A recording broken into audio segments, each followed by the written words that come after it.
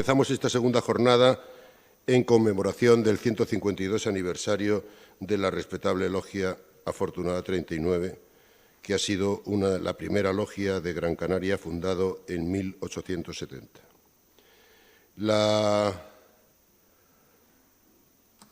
Hoy comenzamos con la conferencia titulada «La aportación del periódico La Afortunada a la sociedad canaria», que expondrá don Juan José Laforet Hernández, doctor en Historia del Periodismo y en Ciencias de la Información por la Universidad Complutense de Madrid, y es autor de múltiples publicaciones, académico de la Real Academia Sevillana de las Buenas Artes y cronista oficial de Las Palmas de Gran Canaria y de Gran Canaria. Tiene la palabra Juan José Laforet.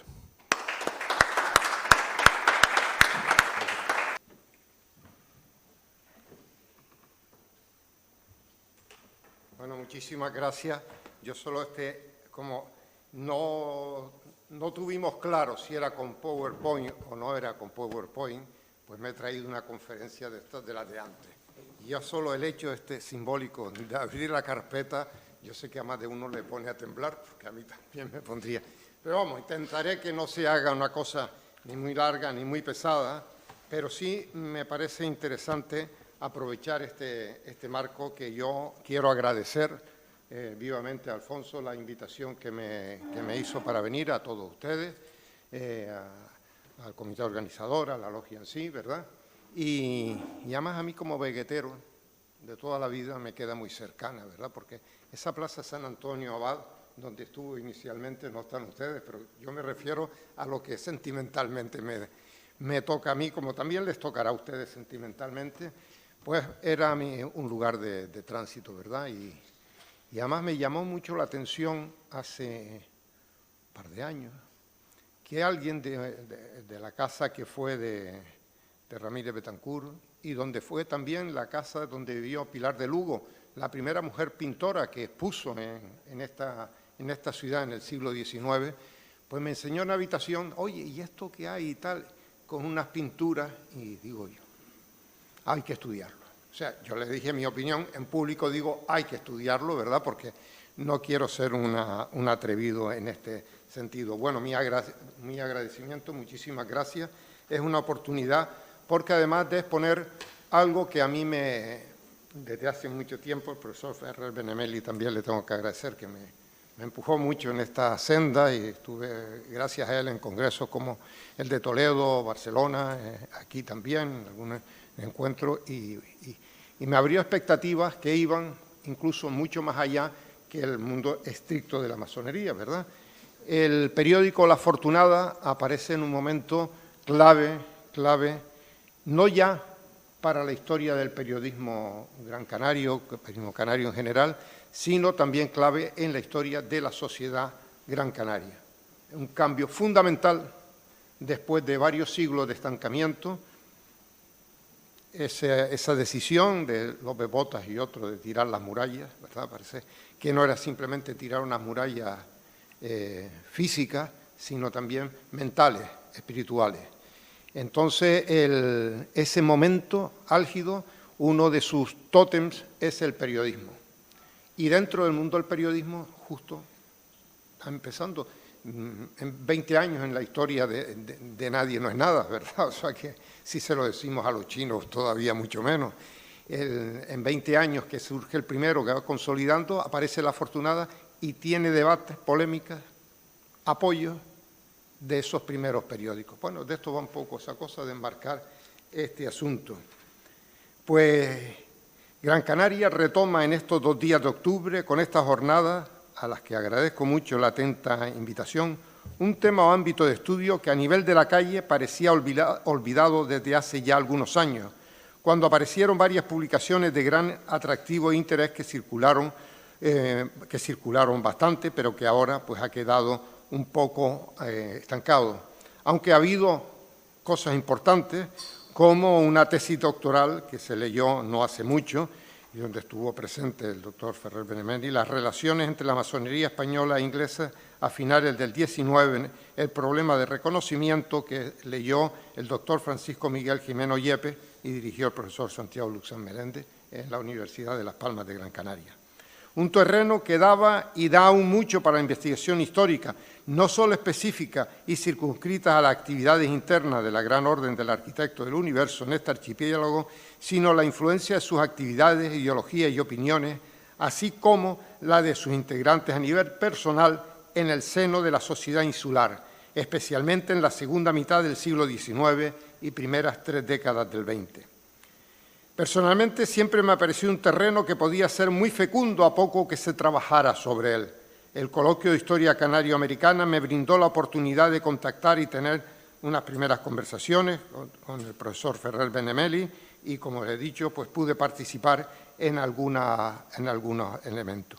En ese camino me interesó especialmente la relación de la masonería isleña del XIX con la prensa canaria de aquella época, tanto en lo referente a la propia prensa masónica, como es el caso del periódico Gran Canario La Afortunada, como a la presencia de las propuestas y corrientes de opinión de la masonería en las páginas de los periódicos o los debates que la misma sugería ya entonces. Y es que, como ya he avanzado años atrás, a nadie se le oculta la profunda correspondencia que se da entre la evolución de la sociedad y la organización y funciones de la comunicación pública, por lo que el estudio de la prensa del periódico en sí es importantísimo para conocer la esencia de una sociedad en un momento determinado. Se imponía así un estudio conjunto de la presencia de la masonería, que en Gran Canaria contó con su primera logia, pues la Afortunada 36, no se lo voy a reaparecer, ¿verdad? Y cómo esa primera aparición y cómo coincide con la aparición del periodismo gran canario en décadas centrales del siglo XIX, entre 1842, con un periódico algo misterioso, y digo misterioso porque aparece el prospecto, aparecen hojas volanderas pidiendo que se haga, hay una anotación en las actas municipales donde dice que se adjunta el número 1 del periódico, pero no está, alguien si lo escribió en el acta, que estaba, ¿no? ¿Y quién lo promueve?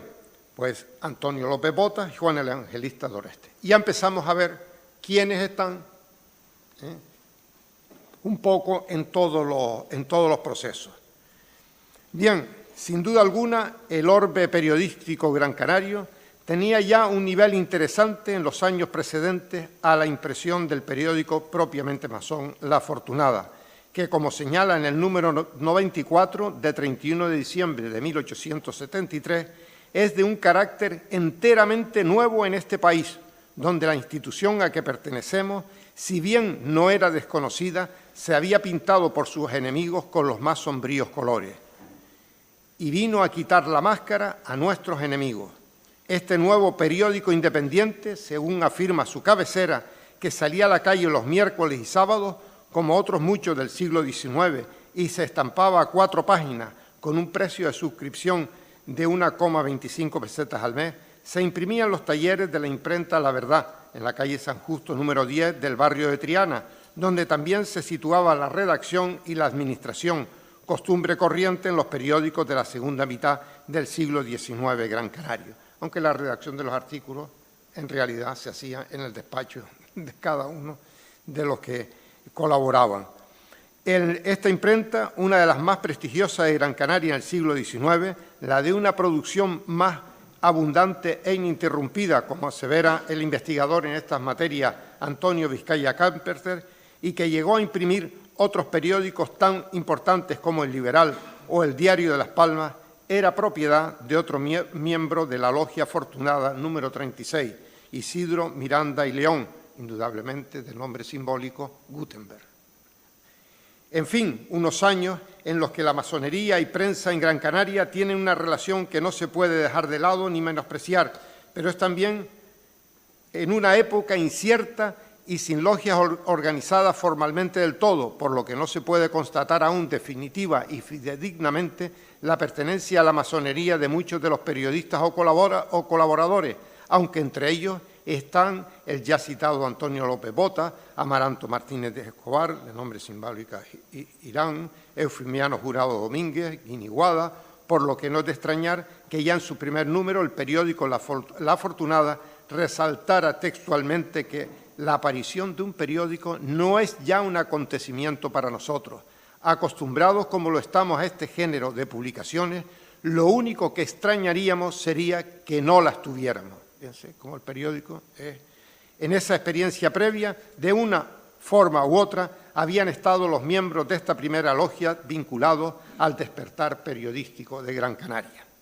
De aquellos años pioneros, o casi pioneros aún para el periodismo isleño, sería injusto no recordar o menospreciar lo más mínimo la presencia y la labor, así como el significado sustantivo que tuvo para la sociedad de Gran Canaria de esta primera logia, que funcionó en una primera etapa y de forma notoria en la ciudad entre 1870 y 1878, y que tenía establecido su sede en el mismo entorno fundacional de la ciudad, la Plaza de Armas del primigenio Real de las Tres Palmas, hoy San Antonio Abad, junto a la que afloran destacados personajes del siglo XIX gran canario, los ya mencionados, u otros como Juan Boní, Rafael Millares Torres, en fin, muchísimos más, así como el recuerdo significativo del periódico editado allí, en aquel entorno. Es curioso, yo también me lo he planteado. No creo que fuera casual la elección del lugar para elegir la primera logia, en el lugar fundacional de la ciudad. Junto a ellos, otros personajes inolvidables de aquellos primeros miembros de la masonería en Gran Canaria, personalidades como el tipógrafo e impresor, que ya nombré, Isidro Miranda, el teldense Juan Sal y Casanueva, que fue concejal en 1873, el tenedor de libros Néstor de la Torre y Doreste, el afamado abogado y periodista Eduardo Benítez Cabrera, el grabador Gregorio González de la Torre. En fin, yo también rememoraría que Eufemiano Jurado Domínguez y el comerciante y escritor Amaranto Martínez de Escopar, que ocupó el cargo de secretario del subgobierno en 1872, fueron el año anterior investidos con el grado de oficiales de primera clase de su logia y luego alcanzaron el grado de venerables maestros. Es por ello que en este ámbito, que retoma un acercamiento y una reflexión sobre el devenir de la presencia y la labor de la masonería en Gran Canaria, especialmente a partir de la segunda mitad del siglo XIX, sea conveniente asomarnos al panorama de la prensa y la información que estaba contribuyendo a moldear el cambio, la modernización y el progreso insular de aquella época que ya miraba al siglo XX.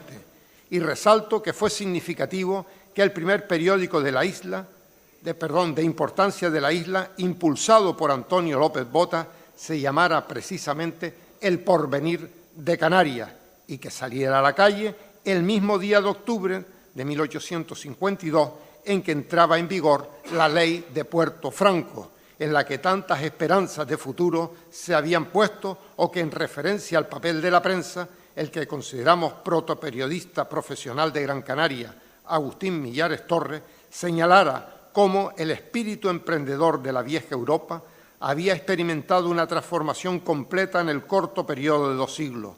Ciencia, arte, religión, política, en confuso desorden, habían descendido a la arena de la discusión pública para infiltrar sus nuevas y atrevidas teorías por medio de la prensa en el corazón de los asombrados pueblos. Y el entorno masónico gran canario fue muy consciente de ello. Se puede apreciar primero en su presencia en la edición de algunos de los primeros periódicos de esta isla, como en la necesidad de contar con un periódico propio. Ante ello debemos realizar algunas consideraciones teóricas y señalar cómo a nadie se le oculta la profunda correspondencia que se da entre la evolución de la sociedad y la organización, funciones y usos de la comunicación pública, como señalaba antes. Así, el estudio de la prensa, del periódico en sí, especialmente de épocas ya históricas, en el marco de la comunicación pública, como un elemento más de los procesos de comunicación social, permitirá el acceso a fuentes informativas más ricas, amplias y eficaces que si solo se atiende a contenidos específicos y de forma aislada del conjunto de materias y de su diseño periodístico. Es por ello, como propuso en su momento la doctora María Dolores Saiz, que más allá de la rígida concepción convencional del periodismo encontraremos factores fundamentales para el estudio de la prensa escrita y de otras formas de comunicación contemporánea, pues todas ellas constituyen un precioso material a disposición del historiador moderno.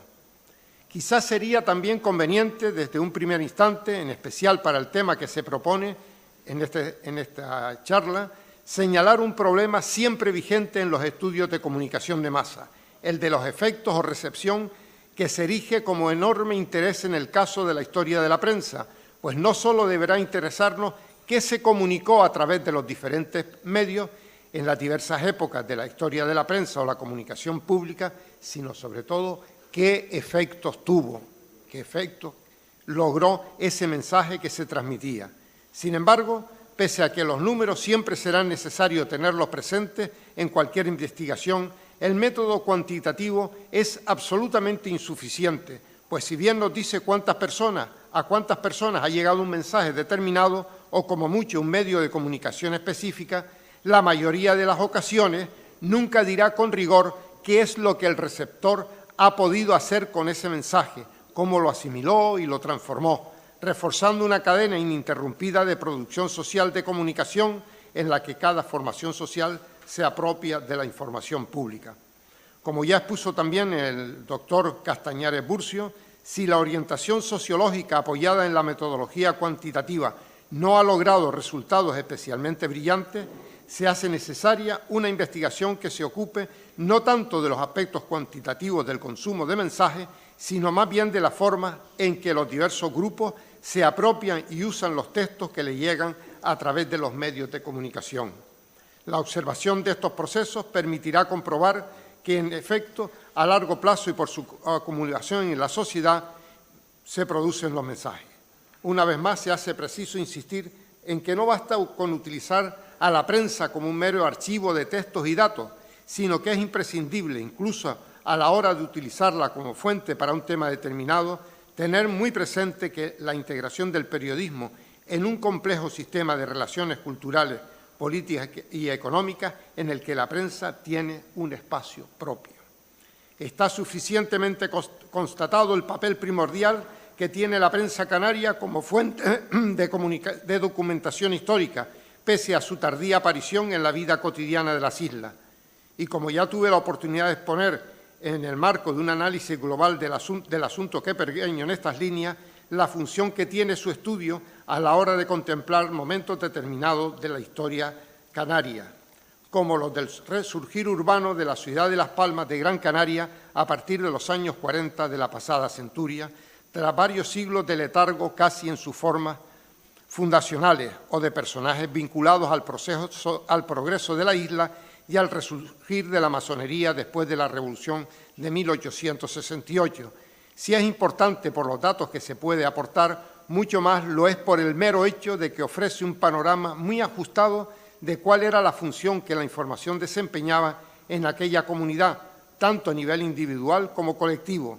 Y es que para una visión completa del pasado de las islas, como de cualquier otro ámbito geográfico, si en especial reúne las características que tuvo la aparición, desarrollo y consolidación del periodismo insular, el estudio histórico a la luz de la teoría de la comunicación de los distintos medios de información, por rudimentarios que sean, se hace imprescindible, pues si en ellos no encontramos todos los datos de rigor para la historia, sí se percibe el ambiente de la época, la influencia real de las personas y de los acontecimientos.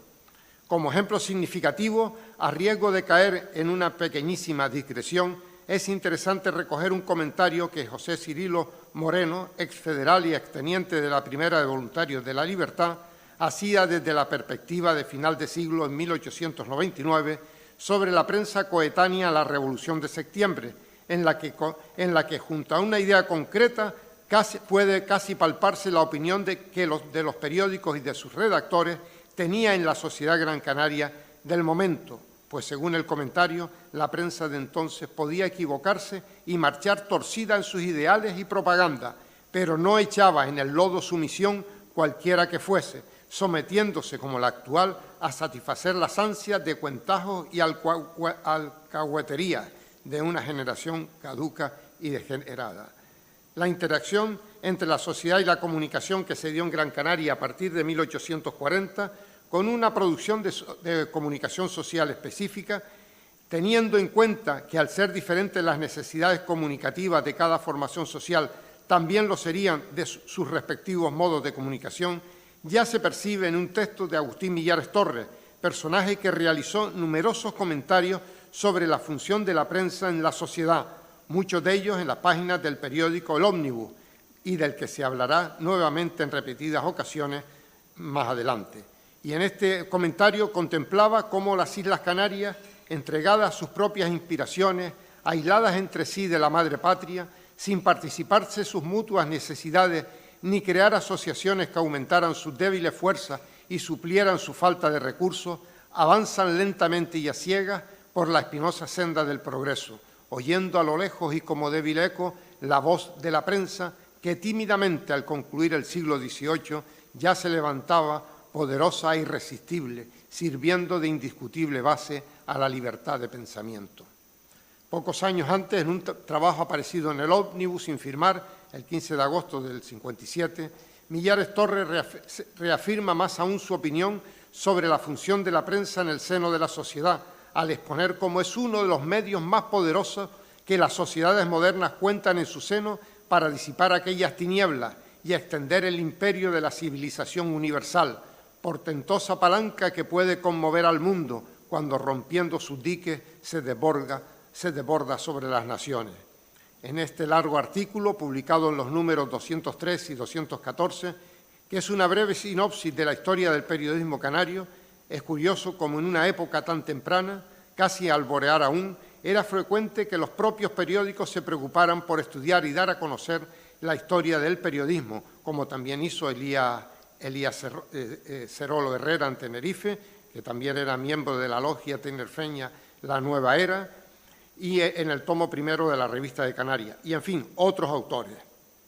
Un brevísimo repaso a la historia de la aparición del periodismo isleño nos llevará a definir como orígenes de la información pública en Canarias a las fechas globales que transcurren entre 1750 y 1850. Es un momento en que van a aparecer en Tenerife, primero, en la segunda mitad del 19, periódicos manuscritos, que se van a deber a Viera y Clavijo, de corte ilustrado, y un anónimo Correo de Canarias de tipo economicista, marcando rutas económicas que debía seguir el país. Luego aparecerá otro personaje curiosísimo, el teniente coronel de ingeniero Amat de Tortosa, que hace un primer periódico que en realidad era una revista ilustrada, que era el periódico semanario enciclopédico misceláneo elementar. Cuando lo digo así, mucha gente me mira. En el diccionario de la Real Academia, hasta 1914, aparecía elemental y elementar. O sea, elementar no era fallo tipográfico, era correcto en aquel entonces. Primer periódico impreso, los otros eran manuscritos. Luego viene, este hombre se va a México, funda otro periódico allá, y aquí nos quedamos sin nada hasta la época de la Guerra de Independencia. Ahí viene un momento curioso, también curioso, pero aislado. En Tenerife se crea el Correo de Tenerife, impreso como órgano de expresión de la Junta Suprema de Canarias, y en Gran Canaria, que no aceptan la Junta Suprema, entonces ya han oído que si son los orígenes del pleito insular y estas cosas, ¿no? Se le contesta a través de hojas volanderas, asuntos puntuales, se imprimen hojas volanderas. Pero también en Gran Canaria se va a imprimir un periódico y solo uno, un número, que es el Correo Político y Militar de la ciudad de Córdoba. ¿Y esto era de Córdoba o era de aquí?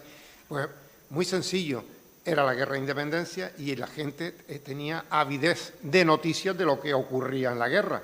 Alguien trajo un ejemplar de ese periódico y se decidió en la imprenta de la Real Sociedad Económica reimprimirlo, hacer varias ediciones y repartirlo sin tocar un punto ni una coma. Bueno, una reimpresión sin más, pero también una experiencia periodística que nos habla del interés que ya había en aquel momento por los medios por tener un medio de comunicación, el problema de la comunicación social. Termina la Guerra de Independencia, años 20, algunos periódicos absolutismo, algunos periódicos manuscritos, en Tenerife alguna cosa impresa, y ya nos situamos en 1830 37 en Tenerife empieza a aparecer El Atlante, el primer gran periódico de Tenerife, y a partir de ese momento ya en Tenerife habrá siempre un periódico en la calle. En Gran Canaria, en las Palmas de Gran Canaria, nos vamos a encontrar que, quitando en la década de los 40 del siglo XIX, que hay una serie de boletines oficiales, que salen un par de años, dejan de salir, aparece otro, con su parte oficiosa, o sea, noticias generales. La única experiencia que tenemos es en el 1842, lo que les decía antes, El Pueblo, periódico democrático. Este periódico, potenciado por Antonio López Bota y Juan Evangelista Doreste. Lo que pasa es que Juan Evangelista va a morir joven en 1851 en la epidemia de cólera morbos, ¿no? Y pretende, pues eso. ¿El qué? Pues miren, esa década se crean elementos de comunicación social en la ciudad de Las Palmas de Gran Canaria. Había unos terrenos expropiados del antiguo convento de las Monjas Claras, donde piden que se hagan dos cosas, una alameda y un teatro. Y esa es la modernización de la ciudad, pues no hay que hacer alcantarillas y eso viene después. ¿Qué es lo que pretendían? Pues mire, la Alameda, ¿qué era entonces? Yo la he definido, y sobre todo mis alumnos más jovencillos lo han entendido muy bien, la red social del momento. Todo el mundo iba a pasear, oye, ¿tú te has enterado de tal cosa? Oye, que fulano de tal ha creado el partido no sé qué. Y se comía. Nos trasladamos a París, al Bosque de Bolonia, a Madrid al Retiro o al Paseo del Prado, y la gente se comunicaba. El teatro, un foro, donde divulgar ideas. ¿Qué es lo que había que hacer en aquel momento de tránsito del antiguo régimen al Estado liberal? Crear opinión pública, para que después viniera una opinión publicada. Pero primero había que tener una sociedad con opinión pública. Y entonces, además, un periódico. Y si hay una opinión pública fuerte, aparecen todas las demás obras públicas necesarias. Además de eso, empiezan a aparecer las primeras sociedades civiles. Solo se contaba con la Ilustrada Real Sociedad Económica, pero que había sido una cosa de curas y algunos militares y tal, y después va a dar un cambio bueno y se va a adaptar a esa segunda mitad del siglo XIX. Pero aparece el Gabinete Literario, la Sociedad de Gabinete Literario, la Sociedad Filarmónica, el Museo Canario y la Logia Afortunada. Ven ustedes que todo está concatenado, no es que surgió por arte de magia, es un proceso de una sociedad que está buscando su futuro. Y la prensa en medio de todo eso, porque hay que crear comunicación social que ponga en marcha a una sociedad, ¿verdad? Eso es el tema que a mí me parece muy interesante. Bueno, pues Antonio López Bota, el futuro Palmas II, si no me equivoco, y así también lo recogen distintas fuentes, e incluso Manuel de Paz Sánchez, ¿verdad?, era su nombre simbólico, con el grupo que popularmente se dio a conocer como los Niños de la Laguna, desarrollan a partir de la década de los 40 de la pasada centuria, de la anterior centuria, yo vivo anclado en el siglo XX, o sea que ya,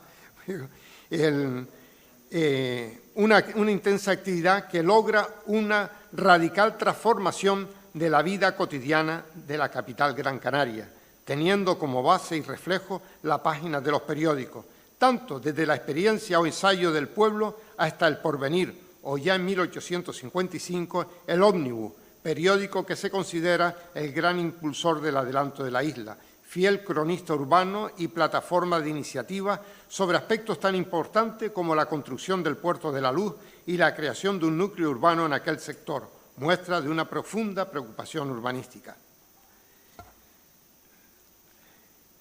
En el prospecto del pueblo se da una declaración expresa de los ideales democráticos liberales de sus redactores, que publican sus nombres junto a su declaración de fe política.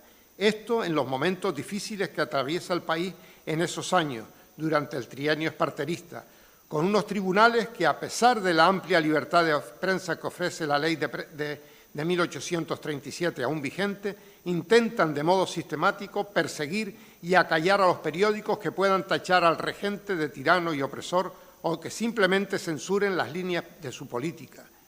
Y pudo afectarles, pese al apoyo que López Bota y Juan Evangelista dieron al movimiento renovador y progresista del general Espartero, junto con otras razones de tipo económico y de orden personal que frenaron la aparición de ese periódico El Pueblo, donde también hay personas como Rafael Massieu, Matías Matos, Nicolás Massieu, en fin, que luego vamos también a ver vinculados a distintas logias a final del XIX, principio del XX.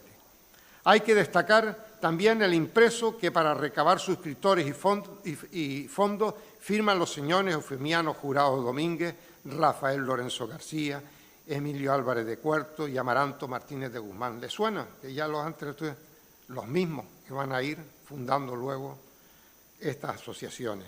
Aunque tradicionalmente se ha considerado las vinculaciones masónicas de la mayoría de los personajes relacionados con López Botas en una época incierta y sin logias organizadas formalmente, estamos hablando todavía de los años 40-50, que esperar a los 70, ¿verdad?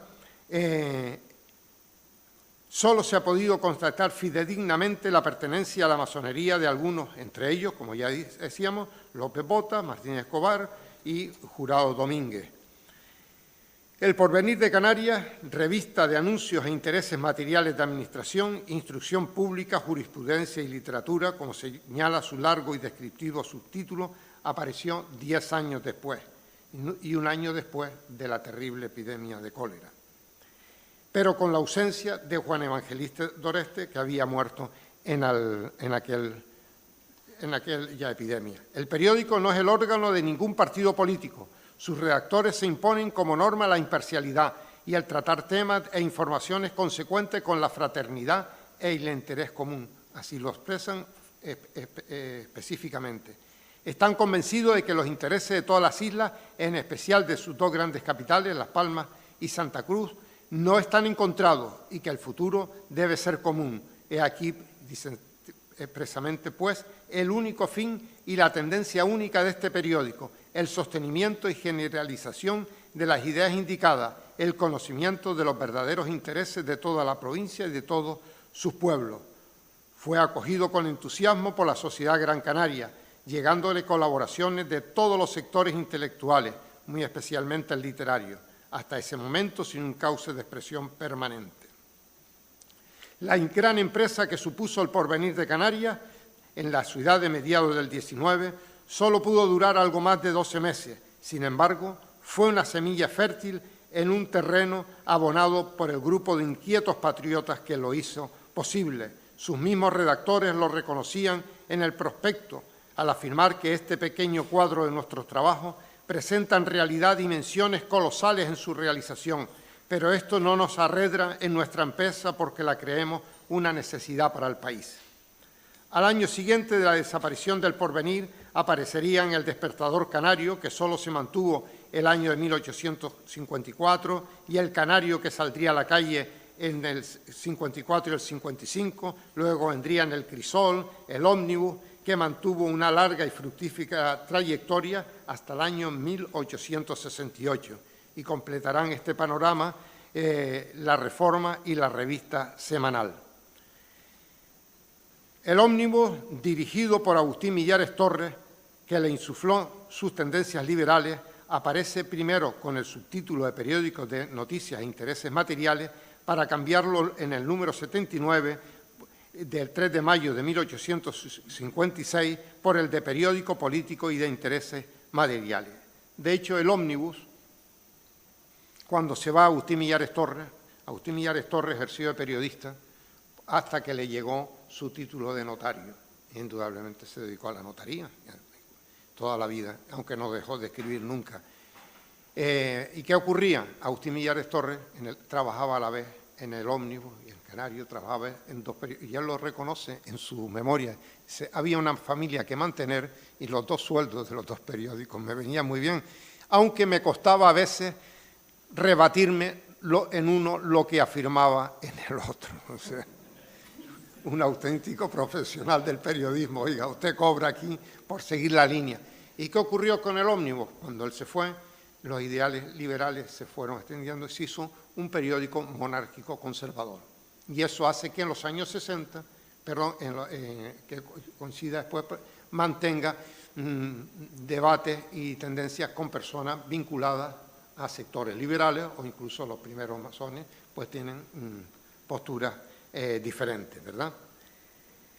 Eran periódicos que ya, tanto el Ómnibus, el Canario, algunos de ellos, se distribuían en América, especialmente en Cuba, en La Habana y en Matanzas, que era donde había más canarios. En fin, es solamente un pequeño esbozo. Podemos concluir a la vista de lo anteriormente esbozado que en el ambiente periodístico de Gran Canaria, que el ambiente periodístico tenía ya un nivel interesante en los años precedentes a la impresión del periódico propiamente masón La Afortunada, que salió entre el sábado 1 de febrero de 1873 y el 12 de agosto de 1874, curiosamente el mismo día que yo nací. Esto a mí no sé por qué, pero me ha parecido muy simbólico, con el número 156, promovido por la Logia Afortunada número 36, y que, como señala en el número 94 del 31 de diciembre de 1873, con motivo del fin de año, nuestra publicación de un carácter enteramente nuevo en este país, donde la institución a la que pertenecemos, y yo lo había citado antes, no era desconocida, se había pintado por sus enemigos con los más sombríos colores. Y aparece en su cabecera con un lema muy elocuente: amor a la humanidad. Ese es el lema que la Logia propone para la cabecera del periódico. Como dije, La Afortunada, cuya redacción y administración estaba en la calle San Justo 10 del barrio de Triana, subida al barrio de San Nicolás, se adquiere fundamentalmente por suscripción, y no solo en la isla, como ya les dije, de 1,25 pesetas, sino trimestral para el resto de provincia y península por 4,25, y el extranjero, o sea, América y otros sitios, 6 pesetas. Era dinero para la época, no era broma. Aunque también procura financiarse, y esto me parece interesante, por la publicidad, a la que el periódico dedica toda la cuarta página. La página trasera está dedicada por completo en todos los números a la publicidad, y no le faltan anuncios con que llenarla. Una publicidad que ya destaca por sus variadas ilustraciones. Hay ilustraciones, empieza a ver imágenes en el periódico. Y a mí me llamó mucho la atención la del anuncio de magnesio efervescente de Chiesa, que se expedía en la afamada farmacia de Berneta de la calle Remedios 10, muy cerca de la administración del periódico. Berneta tenía una tertulia de debate en su farmacia, conocida por sus opiniones liberales de todo tipo. Vinculaciones, hay que estudiarlo. Son personajes que hay que estudiar. El periódico, compuesto en 4 páginas a 4 columnas, desde el primer número se organiza en distintas secciones, como la doctrinal, siempre en primera, la oficial, la de noticias nacionales o noticias provinciales, una sección de variedades, que era imprescindible en aquella época, otra marítima y mercantil, noticias del correo y el acostumbrado folletín. En este último aparece ya en el primer número uno misteriosamente titulado, al menos para los profanos, AVTOSAG, con 3 estrellitas en forma de... Yo no sé si aquí puedo pasar. Aquí. Bueno, hay una cosa, no es exactamente lo que puse, pero ven que hay 3 estrellitas en el... No veo. Del grado. Pues entre cada una de las letras que le acabo de aparecían esas 3 estrellitas. Esto es muy curioso porque esto es la firma de un artículo, el orador Guiniguada. Y ya habíamos dicho quién era Guiniguada, Firmiano Jurado Domínguez. El Firmiano Jurado Domínguez, el antequerano gran canario, nacido en Antequera y vivió su vida aquí en Gran Canaria. Aquí lo tenemos, el autor de ese artículo. Yo me he propuesto ir descubriendo a todos esos personajes y ponerle rostro. No es ningún pecado descubrirlo, al revés. Yo creo que hay que honrar la memoria de quienes pues hicieron estas cosas, ¿no? Y bueno, con grado 30.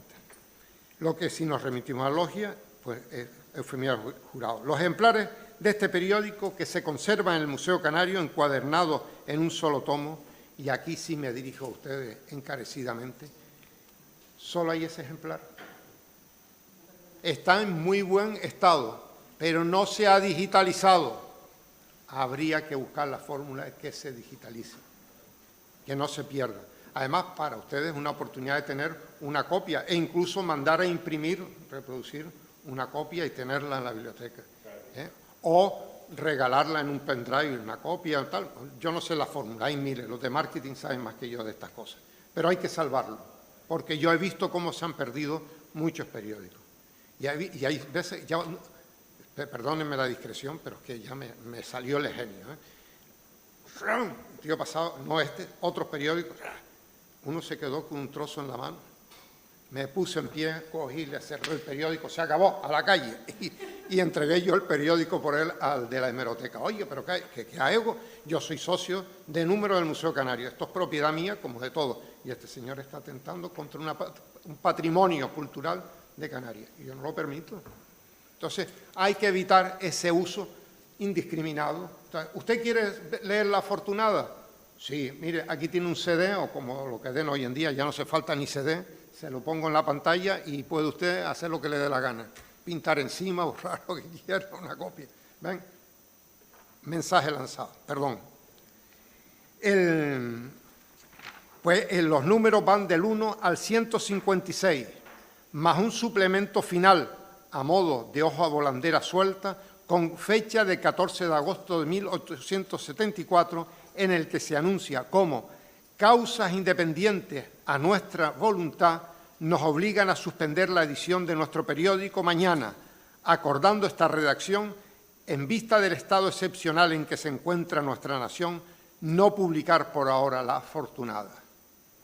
Un texto algo críptico, pero claro, si estudiamos el momento político y social de aquel año, ¿verdad?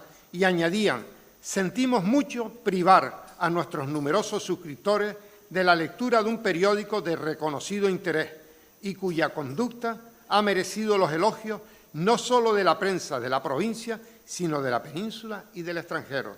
Y es verdad, porque he encontrado, así como hay periódicos con los que tiene, y ahora mencionaremos algún ejemplo, debates y confrontaciones, tiene otros que los reconocen mucho y además en el extranjero.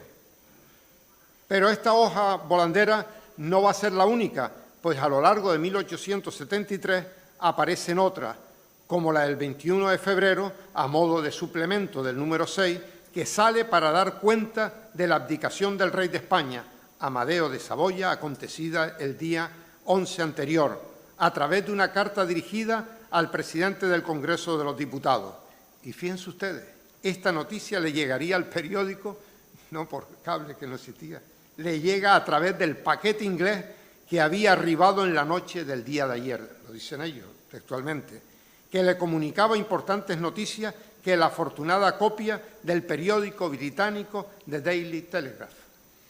Esto también es elocuente de una práctica común en la prensa canaria de la segunda mitad del XIX, pero aún no suficientemente estudiada y evaluada, como era la de utilizar periódicos ingleses que llegaban con frecuencia a las islas como fuente de información actualizada. En diversos números de La Afortunada se comprueba cómo utiliza otros como el londinense The Times. Hay otros suplementos que serán en agosto, del 13 de agosto, los del 7 y 9 de septiembre o los del 7 y 22 de octubre, todos de 1873 y relacionados con los cambios en el gobierno y situaciones de crisis y levantamientos armados en la península. Indudablemente, la situación de aquel verano de 1874, donde finiquita el periódico, como tampoco lo había sido el del año anterior, aunque entonces se resistió bien, ya no era muy adecuada para el ambiente de libertad que no solo la propia logia requería para sus trabajos, sino para la existencia de una prensa libre. En relación con ello, es elocuente que ya en el número 31 del sábado 14 de junio del 73, en primera página, el periódico expusiera su opinión sobre este asunto en un artículo titulado «Prensa libre». La logia tenía claro, pues, la parte doctrinal, es la logia la que habla, está claro, ¿no? Tenía claro temas como el de la prensa, en el que se resaltaba la necesidad de la prensa libre, que es, pues, esencial a toda organización social en que se cuente para algo con el público. Esto lo dice textualmente la parte doctrinal. Y se preguntaba, ¿qué es en efecto el periodismo? A lo que se respondía con meridiana claridad y muy en conformidad con sus objetivos y sus ideas, al tiempo que con un concepto muy moderno de la prensa, de la función social de la prensa, y dicen textualmente, que es la intervención activa y permanente del país en sus propios negocios. Fíjense ustedes qué bonita definición del periodismo.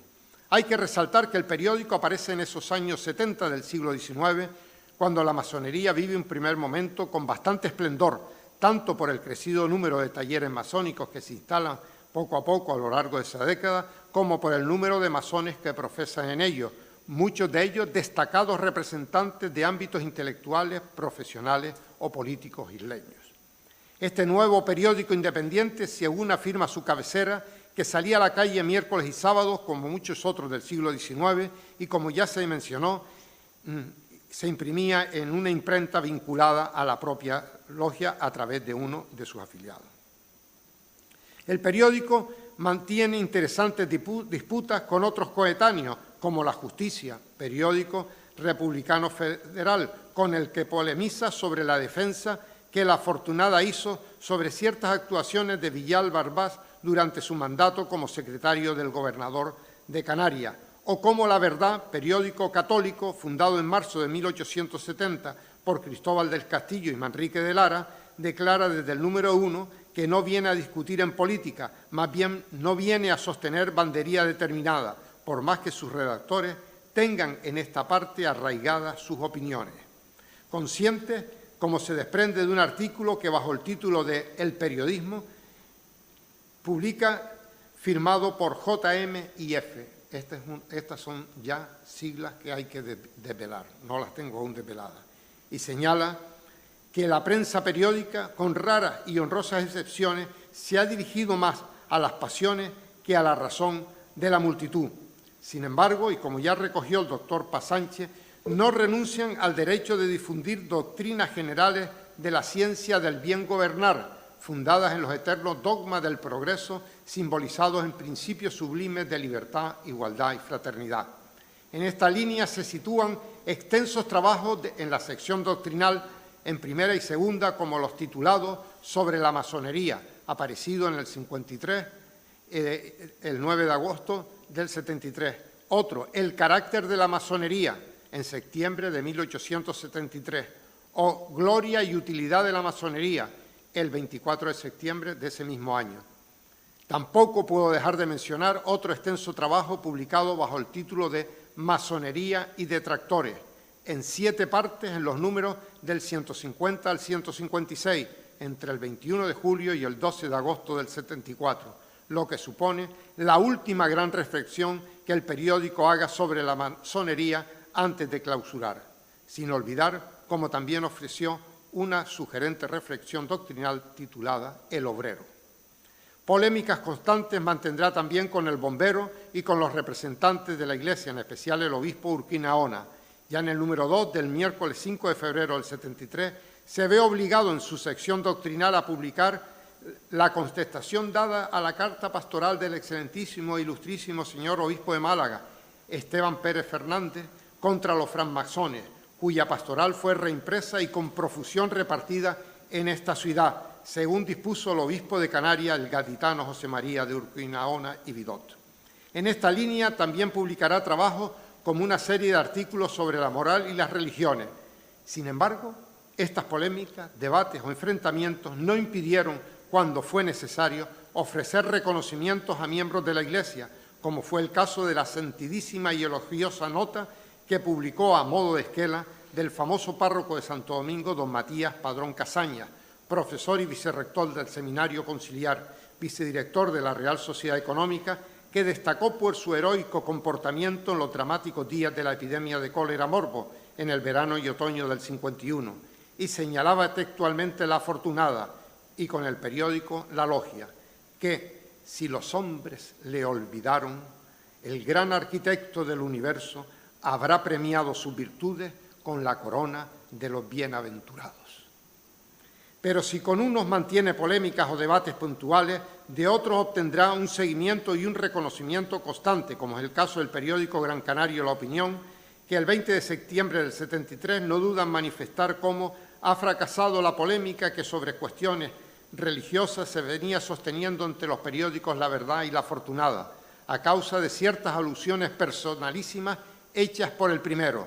La Afortunada manifiesta quedar retirado de dicha discusión y publica unos párrafos de una carta que le ha sido dirigida por el ilustrado sostenedor de la polémica en La Verdad, protestando de dichas alusiones que fueron publicadas a pesar de su resistencia. Y se pregunta, ¿qué le pasa a La Verdad? O que 2 meses antes no dudaba en recomendar que merece leerse el siguiente suelto que publica el humanitario periódico La Afortunada en relación con problemas de vigilancia y seguridad de la ciudad. Algo similar ocurre con el santacrucero periódico La Federación, órgano del Partido Republicano de esa ciudad, que en su edición del 8 de julio del 73 ofrece un elocuente comentario al exponer cómo nuestro estimado colega La Afortunada acude al arsenal del Bombero, periódico monárquico democrático que se publicó en Las Palmas para impugnar ciertos místicos arranques de La Verdad, periódico borbónico papista que hoy ve la luz en aquella población. La ocurrencia de La Afortunada no puede ser más oportuna ni más epigramática.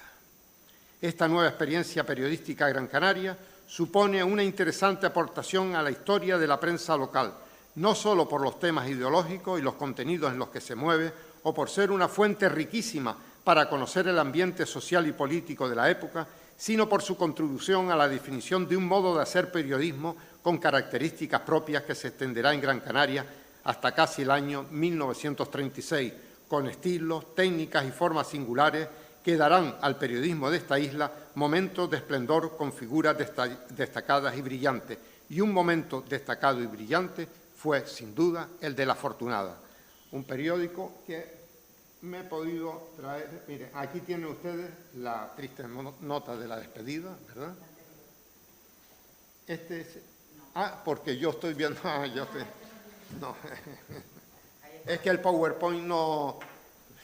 Ya se proveyó de uno... Sí, no camina bien. Ahora, sí, exacto. Este es el número 1 de La Afortunada, para quienes no lo conozcan. Yo les he dejado la copia aquí, pueden verlo en el Museo Canario, ¿verdad? Este es el número 1. Este es otro número que también publico, y como no veo aquí, que me parece interesante, vean la composición. Fíjense qué curioso, esto lo he cogido, es el periódico El Día de los Finados, de noviembre, ¿verdad? Y le ponen al periódico a modo de una esquela, o sea que es un momento importante para ellos. Como decía Alonso Quesada, que fue a una casa el 1 de noviembre, ¿no? Y dice, ¿qué celebran? Los finados. Dice, ¿pero los finados de quién? Dice, no, de nadie, de todos. Bueno, pues de alguna forma es celebrar los finados de todos, que era la costumbre, ¿no? Esto es el suplemento en hoja volandera, donde anuncia la que comenté, la abdicación de Amadeo de Saboya.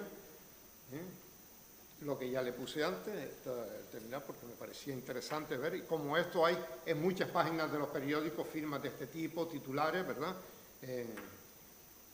Eufemiano Jurado y la hoja de despedida. Así que nada más. Muchas gracias a ustedes.